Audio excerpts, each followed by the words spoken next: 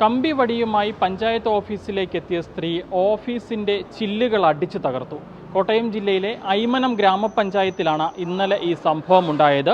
ഐമനം ഗ്രാമപഞ്ചായത്തിന്റെ 3-ാം വാർഡിലെ താമസക്കാരിയായിട്ടുള്ള ശ്യാമള എന്ന സ്ത്രീയാണ് ഇത്തരത്തിൽ അതിക്രമം കാട്ടിയത്.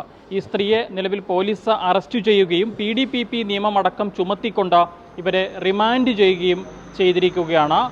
സംഭവത്തെക്കുറിച്ച് പഞ്ചായത്ത് പ്രസിഡന്റ് അടക്കം നിലവിൽ പറയുന്നത് ഇപ്രകാരമാണ്. വർഷങ്ങൾക്ക് മുൻപ് ഈ സ്ത്രീ പഞ്ചായത്തിലൊരു പരാതി നൽകിയിട്ടുണ്ടായിരുന്നു. അതായത് ഇവരുടെ വീടിന് സമീപത്തായുള്ള പുറമ്പോക്ക് ഭൂമി സമീപവാസികളായ ചില ആളുകൾ കയ്യേറിയിട്ടുണ്ട്. അത് അളന്ന് തിട്ടപ്പെടുത്തിക്കൊണ്ട് പഞ്ചായത്ത് തിരിച്ചു പിടിക്കണമെന്നാവശ്യപ്പെട്ടാണ് പരാതി നൽകിയത്. അന്നുണ്ടായിരുന്ന ഭരണസമിതി കൃത്യമായി ആ പരാതി താലൂക്കിലേക്ക് ഫോർവേഡ് ചെയ്തതാണ്. അതിൽ നടപടികൾ തുടരുകയും ചെയ്യുകയാണ്. ഇതല്ലാതെ മറ്റു വിഷയങ്ങൾ ഇവരെക്കുറിച്ച് അറിയില്ല, മറ്റു പരാതികൾ ഇവർ നൽകിയിട്ടില്ല എന്നുള്ളതാണ് പഞ്ചായത്ത് പ്രസിഡന്റ് അടക്കം പറയുന്നത്. ഈ സാഹചര്യത്തിലാണ് ഇന്നലെ രാവിലോടുകൂടി ഈ സ്ത്രീ ഇവിടേക്ക് എത്തുകയും ഇത്തരത്തിൽ അതിക്രമം കാട്ടുകയും ചെയ്തത്. ഇന്നലെ രാവിലെ 9 മണിയോടുകൂടി നമ്മുടെ ക്ലീനിങ് ചേച്ചി ഇവിടെ വന്ന് ഓഫീസ് തുറന്ന് അതിനുശേഷം തൊട്ട് പുറകെ തന്നെ നമ്മുടെ സ്ട്രീറ്റ് ലൈൻ മെയിൻ്റെനൻസ് ചെയ്യുന്ന ചേട്ടനും എത്തി. ആ പുറകെ തന്നെ ഒരു സ്ത്രീ നമ്മുടെ ഓഫീസിൻ്റെ വരാന്തയിൽ വന്ന് കസേരയിരുന്ന് കുറച്ച് കഴിഞ്ഞപ്പം ഈ ചില്ലുകൾ പൊട്ടുന്ന ഒരു പാത്രം താഴെ പൊട്ടുന്ന ഒരു ഒച്ച കേട്ടുകൊണ്ട് ചേട്ടൻ അകത്തേക്ക് കയറി ചെന്ന് നോക്കിയപ്പോൾ ഇവർ സെക്രട്ടറി റൂമിൻ്റെ ഗ്ലാസ് തല്ലിപ്പൊട്ടിക്കുന്നതാണ് കണ്ടത്. ഇതെന്താണ് നിങ്ങൾ ഈ കാണിക്കുന്നതെന്ന് പറഞ്ഞപ്പോൾ ഈ ചേട്ടനെ ആക്രോശിച്ചുകൊണ്ട് ഇവർ പുറത്തേക്ക് ഓടി പ്രസിഡൻ്റെയും വൈസ് പ്രസിഡൻ്റെയും ഡോറിൻ്റെ ഗ്ലാസുകൾ തല്ലി തകർക്കുന്ന സംഭവമാണ് കാണാൻ സാധിച്ചത്. ചില്ലുകൾ തല്ലി തകർത്ത ഒപ്പം തന്നെ ഇവർ ഇറങ്ങി പോവുകയും ചെയ്തു.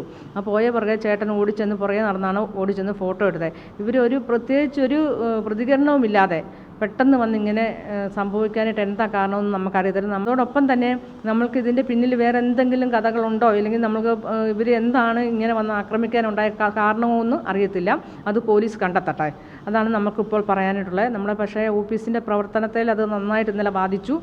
പുറമ്പോക്ക് ഭൂമി സമീപവാസികൾ കയ്യേറിയത് പഞ്ചായത്ത് തിരിച്ചു പിടിക്കണം, അങ്ങനെ എന്തൊരു പരാതി ഇവർ നൽകിയിരുന്നു. അവർ പണ്ട് ഇങ്ങനെ തന്നിരുന്നെന്നാണ് പറഞ്ഞത്. പക്ഷേ പഞ്ചായത്ത് ഭൂമി പുറമ്പോക്ക് ഭൂമി അളന്ന് തിട്ടപ്പെടുത്തി നൽകണമെന്നൊരു പരാതി തന്നിരുന്നു. അതിൻ്റെ അടിസ്ഥാനത്തിൽ താലൂക്കിലേക്ക് കൊടുക്കുകയും താലൂക്കിൽ അന്വേഷിച്ചപ്പോൾ അറിയാൻ സാധിച്ചാൽ വില്ലേജിലേക്ക് അവർ ഫോർവേഡ് ചെയ്യുകയും ചെയ്താണ് നമുക്കറിയാൻ സാധിച്ചത്. അല്ല, പഞ്ചായത്ത് ചെയ്യേണ്ടത് ഭൂമി അളന്ന് തിട്ടപ്പെടുന്നത് നമ്മുടെ താലൂക്ക് ആണ് അളന്ന് തിട്ടപ്പെടുന്നത്, നമ്മളല്ല, പഞ്ചായത്തല്ല. അല്ല, അതാണ് ആകെപ്പാടെ തന്നിരിക്കുന്ന ഒരു പരാതി. നമ്മുടെ ശ്രദ്ധയിൽ ഒരു പരാതി നമുക്ക് തന്നിട്ടില്ല, ഇതിനു മുമ്പും തന്നിട്ടില്ല, ഇപ്പോഴും തന്നിട്ടില്ല. ഇവർ ആ നാട്ടിലെ ഒരു പ്രശ്നക്കാരിയാണെന്നാണ് നമുക്കറിയാൻ സാധിച്ചിരിക്കുന്നത്. സ്ഥിരം വഴക്കാണെന്നാണ് പറയുന്നത്. അവർക്കെല്ലാം ഭയപ്പാടാണ് ഈ സ്ത്രീയെ എന്നാണ് നമുക്കറിയാം. ഇപ്പോൾ ഇതിന് ശേഷം നമുക്കറിയാൻ സാധിച്ചത്. ഈ സ്ത്രീയെ ഇതിനു മുമ്പ് ഞാൻ കണ്ടിട്ടില്ല.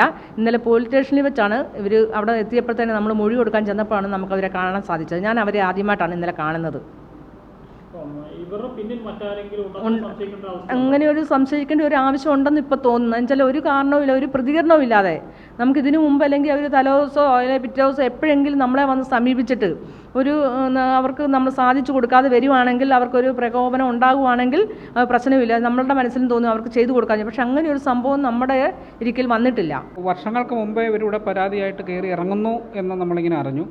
പക്ഷേ ഇവരുടെ പരാതി ശരിക്കും നമുക്ക് പഞ്ചായത്ത് പരിഹരിക്കേണ്ട ഒരു പരാതിയല്ല. അത് ശരിക്കും റവന്യൂ വകുപ്പാണ് അത് പരിഹരിച്ചു കൊടുക്കേണ്ടത്.